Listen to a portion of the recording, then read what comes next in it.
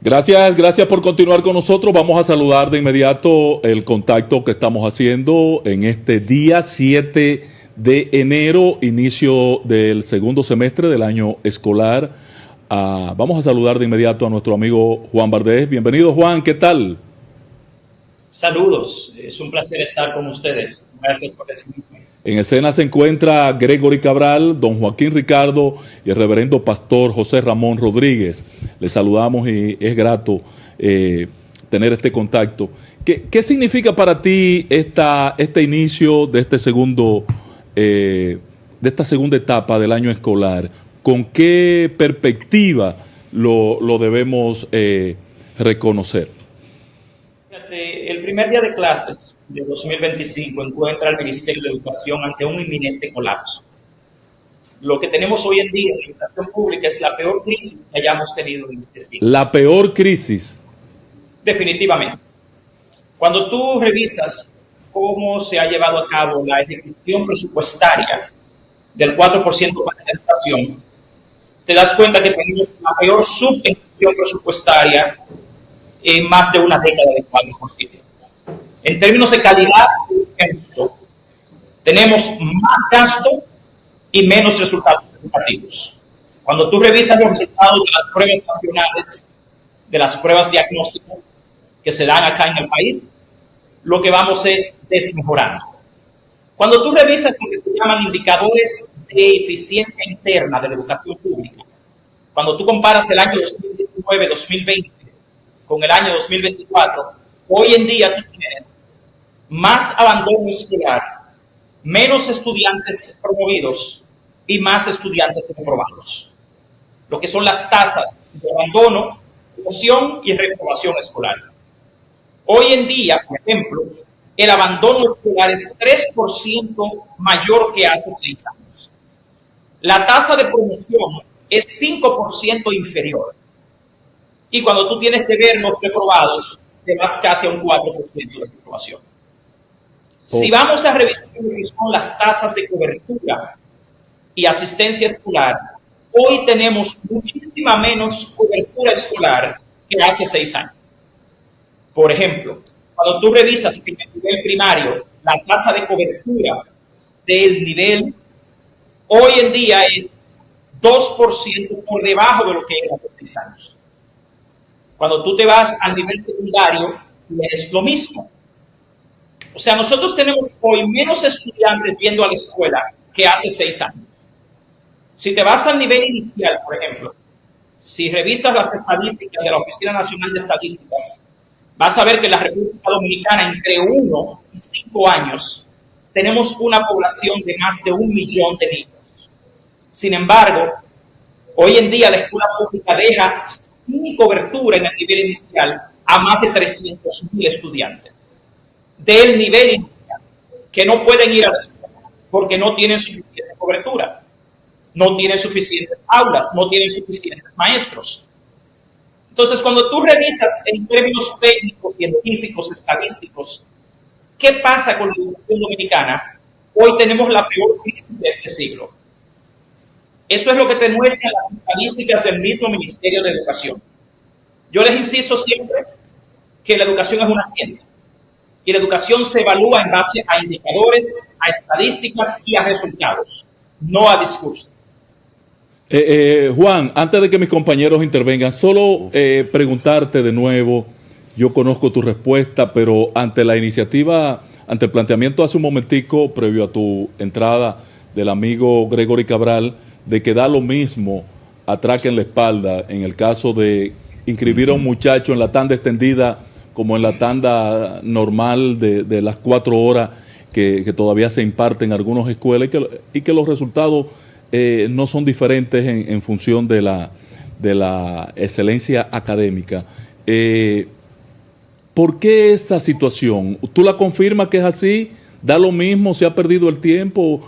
¿Por qué un muchacho no tiene un mejor resultado, mejores competencias, calidades en la materia educativa, en su formación, en la tanda extendida? Si escuché, me parece, cuando a Gregory decir que la característica, la naturaleza de la jornada escolar extendida es simplemente una política social y no es así. Es tanto una política social como una política educativa. La educación última, la escuela nueva, está llamada a educar, a contener y a alimentar. En tal sentido, como política social, la jornada escolar sí cumple con la meta de, primero, alimentar, aunque no lo hacen apropiadamente; segundo, contener, que es tener en la escuela por lo menos durante 8 horas a los niños. Eso tiene un impacto en la vida de la familia. El problema de esto es cuando Gregory te dice que no hay diferencia, que es lo que se refiere a los resultados educativos. Y él tiene toda la razón. ¿Por qué? Porque la misma naturaleza de la escuela de una sola tanda es la de jornada escolar extendida. Escuelas sin agua, sin buena ventilación, sin buena iluminación, sin buenos medios y recursos para el aprendizaje, con una ausencia enorme de políticas socioeducativas que tengan un impacto en el individuo que es el estudiante, en su familia, en su comunidad. La educación dominicana funciona dentro del paradigma del constructivismo social, y a lo que apuesta la escuela moderna, como por lo menos en diseño apuesta dominicana, es a la construcción social del aprendizaje. El niño no aprende simplemente en el momento en que un profesor le instruye. Todo el ambiente que rodea al niño, lo que come, el medio ambiente que estudia, debe crear situaciones significativas de aprendizaje. Debe ser un ambiente que propicie condiciones para el aprendizaje. El ser humano no aprende por instruccionismo. El ser humano no aprende porque el profesor le presenta una información y él lo practica. Eso contradice toda la naturaleza del aprendizaje. Científicamente eso no funciona así. Lo que genera aprendizaje son las situaciones que los niños viven en la escuela y fuera de ellas. Entonces, ahí es donde está el problema de que tenemos una escuela pública colapsada.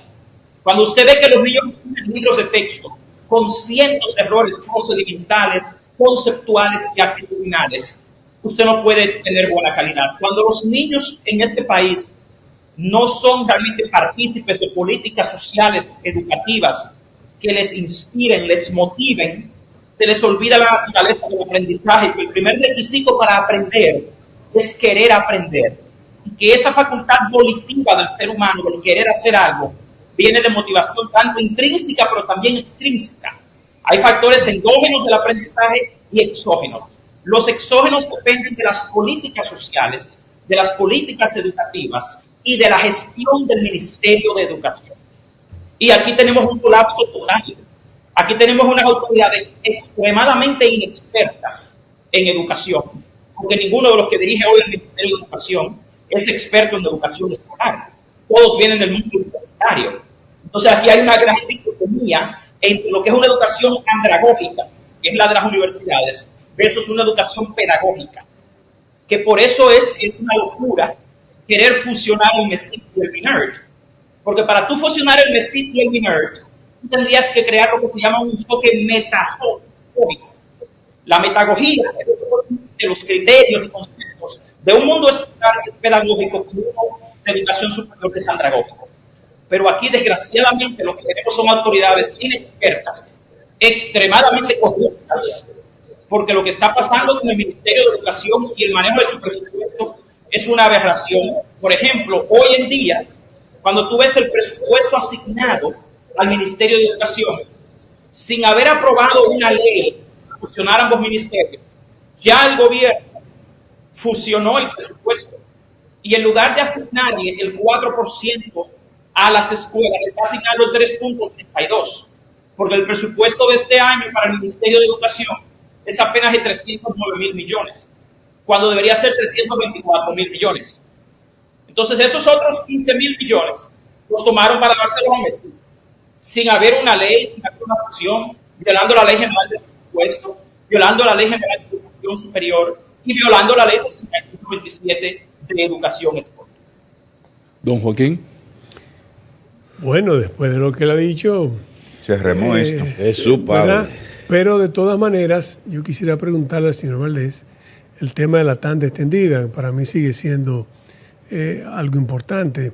La idea era que en esa tanda extendida los jóvenes, además de cumplir con una función social, que yo creo que fue el deseo del creador de la tanda extendida en ese momento, me refiero al que era en ese entonces era presidente de la República, es una forma de asegurar, como él dice, la alimentación y de retener a los niños para que las madres que trabajaban pudieran ir.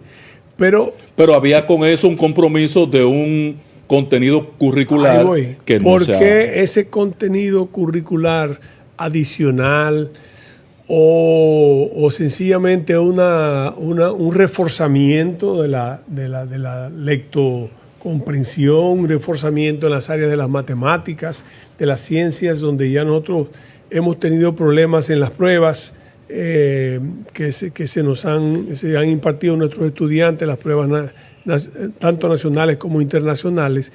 ¿Por qué eso no se ha realizado? Y eso no solo depende del Ministerio de Educación, sino también de los propios maestros. Me gustaría oír la opinión del señor Valdés en ese sentido. Mira, lo primero es que recuerda que cuando se diseñó originalmente la jornada escolar extendida, se concibieron talleristas. Esos talleristas, durante 9 años, nunca fueron nombrados. O sea, tú tenías 2 horas de la jornada escolar extendida que virtualmente se perdió.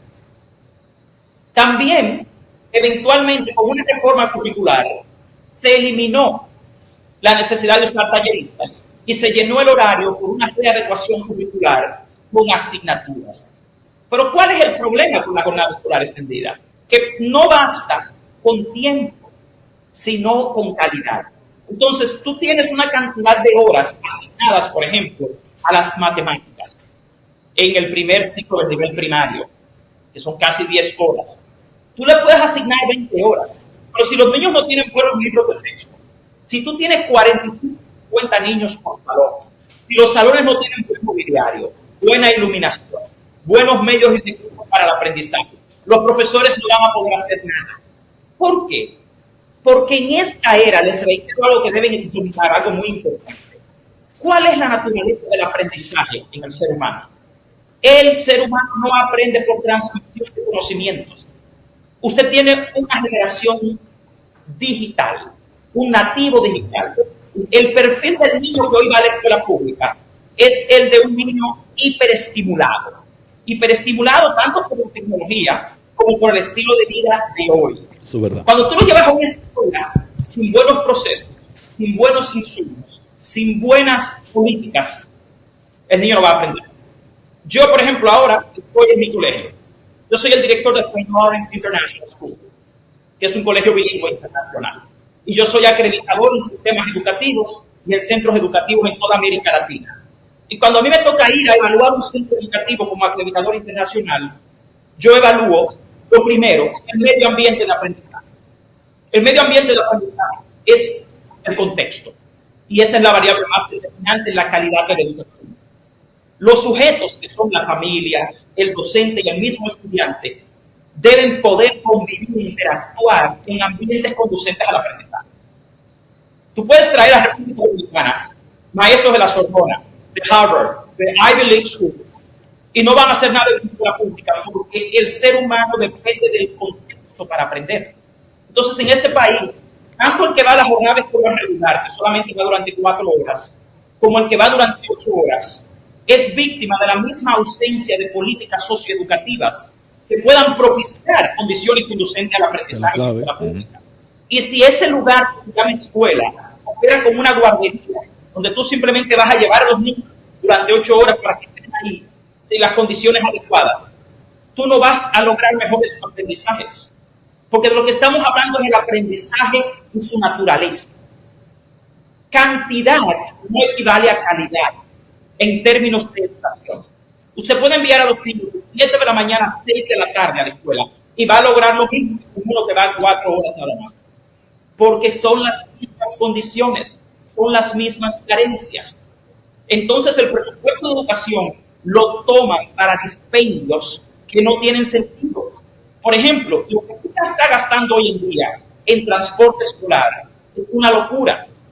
Usted está gastando, señores, casi el 5% del presupuesto para trabajar solamente con el 4% de la población escolar. O sea, eso es una locura, eso es imposible. Cuando se trata de escalar eso y llevarlo a la mitad de la población, se le va a la mitad del presupuesto de educación. Entonces son gastos, políticas que no tienen sentido y que encima de eso no hay... O sea, tú dices que el gasto, la inversión en el tema del transporte escolar ha ido a dañar, a desmejorar la inversión en los recursos que debía definir el entorno de la enseñanza en la República Dominicana. El transporte escolar no es una prioridad de la educación dominicana. Reitero, escuelas que no tienen agua, que no tienen buena iluminación, no tienen buena ventilación, no tienen buen mobiliario, no tienen buenos medios y recursos para el aprendizaje. Sí. Señores, la prioridad no puede ser comprar transporte de lujo para llevar a los niños a escuelas de miseria. Eso es una locura que solamente se ve en República Dominicana. Además, te voy a decir algo peor. Fíjate dónde está el transporte escolar. El transporte escolar en un 80% está en la zona urbana, con un parque vehicular ya sobrecargado, donde una persona se inscribe en una escuela porque vive en esa comunidad. Y aquí se les ocurre llevar los vehículos a Santiago, Santo Domingo, San Cristóbal, zonas urbanas. O sea, no tiene sentido ni siquiera la calidad del caso, sobre todo, señores, las prioridades. Qué bueno que algunos niños tienen transporte escolar, pero esa es la prioridad de la educación. Cuando no sirven los libros, cuando las escuelas están en condiciones de miseria, cuando tenemos un déficit de más de 7,000 aulas hoy. Yo insisto, eso es gastar dinero en transporte de lujo para llevar a los niños a escuelas de miseria. Bueno, aquí estoy. Cuando escuchamos a Juan hablar... Déjame decirle algo primero. Perfecto. Porque Juan dijo algo que yo estoy aquí sentado. Juan habló de un problema de cobertura de más de 300,000 niños de la edad de preescolar, de 1 a 3 años que están fuera de la escuela. Eso a mí, sentado aquí, me ha puesto, pálido, porque en el año 1991, siendo la doctora Jacqueline Malagón presidenta de Educa y LIDAD, en un informe que ellos dieron en el año 91, ella dijo que alrededor de 300 a 400,000 niños y niñas quedaban fuera de la escuela por falta de aula. Y el estudio inicial que dio al traste con el Plan Decenal de Educación del 92 al 2002 tenía justamente como uno de los problemas básicos de la educación la cobertura.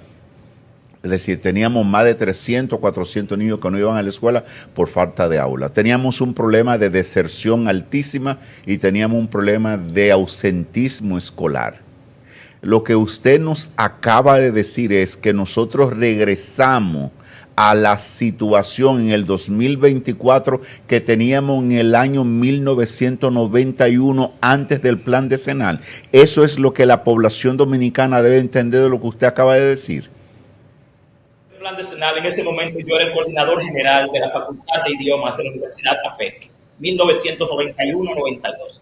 Yo lo recuerdo como ahora. Y yo estuve ahí hace más de 32 años. Y yo le puedo decir a ustedes que hoy tenemos la peor crisis educativa de este siglo. Porque tú estás hablando de una era donde todavía ni siquiera había libros de texto en las escuelas públicas. Pero hoy, el perfil del niño que va a la escuela pública es totalmente distinto. Ese momento que tú describes, la escuela dominicana se basaba en la escuela cognitivista. A lo que se apostaba era al dominio del contenido, a acumular información. Luego del Plan Decenal, como decíamos, en 1995, el currículo dominicano pasó a lo que es la escuela constructivista social. Se supone que hoy en día un niño de esta era a lo que apuesta es a la adquisición de 7 competencias fundamentales. Esas competencias, que son destrezas, requieren de un contenido totalmente distinto al de hace 30 años. Ese niño de hoy, en términos neurológicos, es totalmente distinto al niño que tenemos en la escuela, el niño de 1991 y el que tenemos hoy. Y si encima de eso, en una sociedad hiperestimulada, digital, tú tienes cientos de miles de niños en los barrios de su casa, porque no hay cura, la crisis es peor que la de 1991 y 92. Porque tú tienes una ciudadanía totalmente distinta, una población totalmente distinta. Entonces, el fracaso de la jornada escolar extendida no es solo de la jornada escolar extendida, es de la escuela pública. Porque así, como indican los estudios, que no hay diferencia entre los logros de aprendizaje en una jornada regular versus una jornada escolar extendida, es que los sujetos tienen las mismas condiciones, están expuestos a lo mismo. O sea, usted lo que tiene es un colapso de un Ministerio de Educación con un grupo de incompetentes dirigiéndolo, porque no tienen dominio de larga. Y encima de que no tienen dominio, usted tiene un gasto que lo que indica es a mucha prevaricación y corrupción. Mira, aquí quieren mejores profesores. Ok, todos queremos mejores profesores. Pero ¿cómo tú logras tener profesores si tú te has pasado 5 años sin evaluarlos? Y cuando nosotros vamos y creamos una mesa para llevar a cabo la evaluación del desempeño de los docentes, para saber cuáles son sus habilidades y sus fortalezas, para poder ayudarles a mejorar a través de la formación y la capacitación docente, lo que hacen es un contrato corrupto que tuvo que entrar el presidente de la República a cancelarlo, y tuvimos nosotros que someter a la justicia al ministro de Educación y al ministerio, porque lo que tenían era un negocio de casi 600 millones de pesos, con una empresa que era parte de la Comisión Nacional de Evaluación de Desempeño, que es la Organización de Estados Iberoamericanos. Entonces, el dinero que aquí se gasta... ¿Te refieres a Educa? No, a la entidad que iba a evaluarlo, profesor. Es dinero perdido, porque usted quiere mejores maestros. Pero para tener mejores maestros, usted necesita evaluarlos y saber qué es lo que usted tiene que hacer para que ellos mejoren. Increíble. Juan, y no son ni siquiera capaces de hacer eso. Juan, quiero hacerte una pregunta personal. Dijiste que diriges un centro educativo, ¿cierto? Sí. ¿Eso es cierto? ¿Eso es correcto? Sí, así es. ¿Cuántas escuelas públicas exhiben la calidad de tu centro en la República Dominicana? No, ninguna, porque eso es imposible. O sea, el problema es lo siguiente. Yo te he dicho que el contexto es la variable más determinante en educación. Para tú tener un centro educativo eficaz, tú no lo vas a lograr teniendo 40 y 50 niños por salón. Cuando el diseño curricular te dice que un centro educativo no puede tener más de 30 niños en un salón de 54 metros cuadrados. Pero cuando aquí toman un salón de clases y lo dividen en dos, en cada uno te meten 25 y 30. Señores, aquí la cantidad de aulas improvisadas que muestran los estudios en nuestro observatorio educativo es enorme. Y si encima de eso te reitero, señores, miren, la educación es una ciencia tan compleja que hasta el tipo de asiento que tienen en las escuelas públicas tiene un impacto en el aprendizaje. Claro. La temperatura, la hipersudoración que se da. Tú vienes a mi centro, por ejemplo, y mi centro tiene todas las aulas con aire acondicionado, yo tengo laboratorios, yo tengo piscina, yo tengo salones de entrenamiento. O sea, eso no requiere realmente de una riqueza, eso solo requiere de un compromiso con la educación. Y aquí no hay un compromiso Ahora, con la educación. ¿por aquí qué? El 4% para la educación es un negocio. Juan, a donde quiero llegar ya para terminar mi participación, te agradezco mucho tu respuesta, ¿por qué entonces nosotros no promovemos la creación de centros privados, gestionados por el sector privado, que le venda servicio al gobierno de educación? ¿Por qué no tenemos centros? Por lo menos en la capital va a haber que hacerlo. Mire, la educación es un derecho constitucional que nunca debe estar en manos privadas. El Estado, aquí solo existen colegios privados porque el Estado ha fracasado en crear una educación de calidad. Pero aquí ni siquiera debería existir colegios privados. En Estados Unidos las mejores escuelas son públicas. Eso es correcto. Señores, vamos a estar claros. El problema no está en la gestión de la escuela. El problema está en la gestión del Ministerio de Educación. Claro. El problema no está en la gestión pedagógica y áulica del maestro. El problema está en el fracaso del gobierno dominicano históricamente en crear políticas socioeducativas que sean pertinentes al perfil de la familia, el estudiante y la sociedad que vivimos. Y el problema está en que la ciudadanía dominicana no ha vuelto a salir a la calle como salió con el 4% para la educación a exigir el derecho a la educación. Yo no creo en la privatización de servicios educativos porque no es ahí donde está el problema. El derecho del estudiante dominicano, de todo ciudadano, es a tener una educación pública de calidad. Y la obligación sabemos, es Juan, garantizar. sabemos, Juan, que tú tienes que iniciar Un acto en 5 minutos. Un acto en unos minutos, pero Gregory Cabral tiene una pregunta para ti. Gracias, Gregory, por darme la... Yo quiero calificarte como un atrevido. Tú eres un atrevido. Pero ese atrevimiento tuyo, yo quiero aplaudirlo, de verdad que sí. No todo el mundo tiene la galla que tú has tenido de desmenuzar de manera tan puntual lo que es el sistema, si se puede llamar sistema educativo de República Dominicana.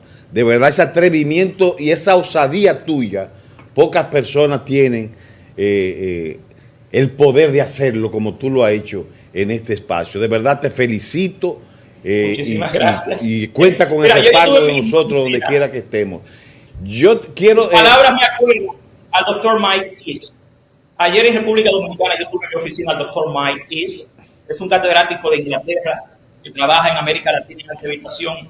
Y él me dijo exactamente lo que tú acabas de decir. Él me dijo, Juan, son los atrevidos los que han logrado cambiar las cosas. No son los que se quedan de brazos cruzados. Nosotros queremos más atrevidos igual que tú, que puedan arrojar las cosas sin miedo y decir la verdad que necesitamos oír. Lo que quiero preguntarte así rapidito, porque sé que tiene un compromiso ya, es, ¿ha faltado creatividad en el sistema educativo, en el sistema pedagógico, para nosotros poder competir con esa digitalización que hay, con esa desviación digital que tenemos? ¿O debemos incorporar también lo digital a la educación para tener una educación, como tú dices, la educación de hoy, no es la educación atrasada que seguimos teniendo en las aulas dominicanas? Todavía tenemos pizarra de cartón. Definitivamente, voy a decir algo. Yo estoy trabajando con dos legisladores precisamente en una nueva ley para la regulación del uso de equipos tecnológicos. Yo soy ingeniero del sistema de computación, especialista en el aprendizaje de lenguas asistido por la tecnología. Y como especialista, esto se llama CALL, es Computer Aided Language Learning, que es una parte de la lingüística aplicada, que es la que yo domino, que tiene que ver con esto. La tecnología per se no mejora el aprendizaje. La tecnología es una herramienta. Sin embargo, estamos en un mundo digital y las destrezas del siglo XXI requieren de estudiantes con estas competencias. Si no, no van a poder sobrevivir. Tú tienes hoy en día una sola opción: programar o ser programado.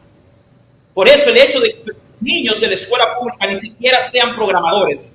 Usted viene a mi centro educativo y todos los niños desde el primero de primaria son programadores de robots. Porque nosotros previmos hace años que los niños del futuro o van a ser programados o ellos tienen que aprender a programar. Antes de irte, ¿cómo andamos? Pero sí, estoy de acuerdo contigo, pero esa creatividad, querido, requiere de una escuela pública que tenga condiciones mínimas. Tú no puedes pasar a un mundo digital cuando tú ni siquiera en lo analógico has podido darle comida de calidad a los niños, ni un aula adecuada, ni libros de texto adecuados, que tú no has podido entrenar a los profesores porque ni siquiera has podido evaluarlos. Señores, esto es un desastre. Antes de irte, el ranking de inglés como segunda lengua, ¿cómo andamos en el país?